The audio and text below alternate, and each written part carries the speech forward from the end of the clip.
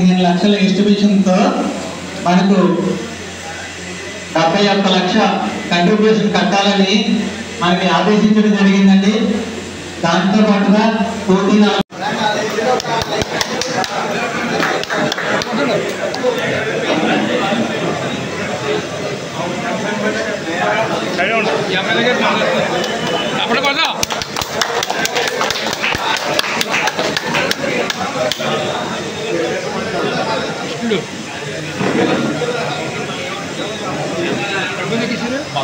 జ్ఞాపకార్థం వారి కుటుంబ సభ్యులు 2 లక్షల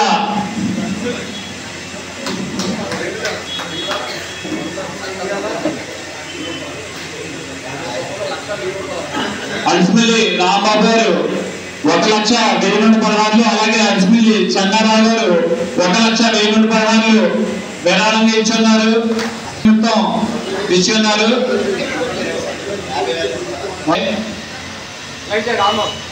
ఎలాగానే ఆలోచించుకునే టైంలో ఫస్ట్ పేమెంట్ 10 లక్షల రూపాయల చెక్ని గిరిబాబు గారు 10,000 రూపాయలు చెక్ని అందజేయడం జరిగింది. 232 రూపాయల చెక్ని అందజేయడం జరుగుతుంది.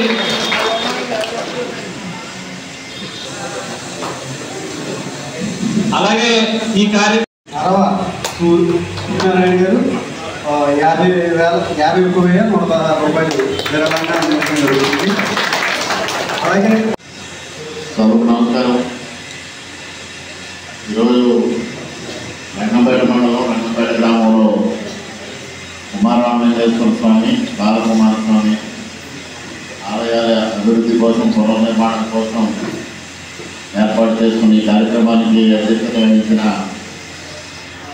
ప్రస్తుత ఆలయ పునర్నిర్మాణ కమిటీ అధ్యక్షులు ఉండవల్లి జానకిరామ సుబ్బారావు ఏఎస్ రాంబాబు గారికి, కార్యక్రమంలో ముఖ్య అతిథులుగా పాల్గొన్న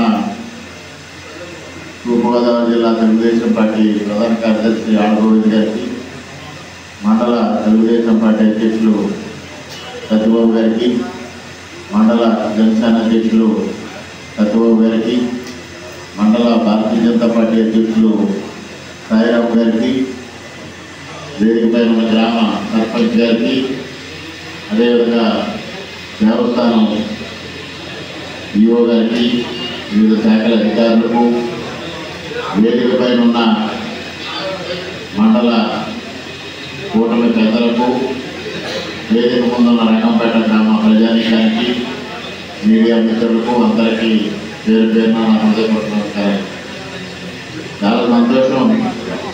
మరి ఏ విధమైన సంకల్ప బలమో కానీ రంగంపేట గ్రామస్తుల నుంచి ఒక అత్యద్భుతమైన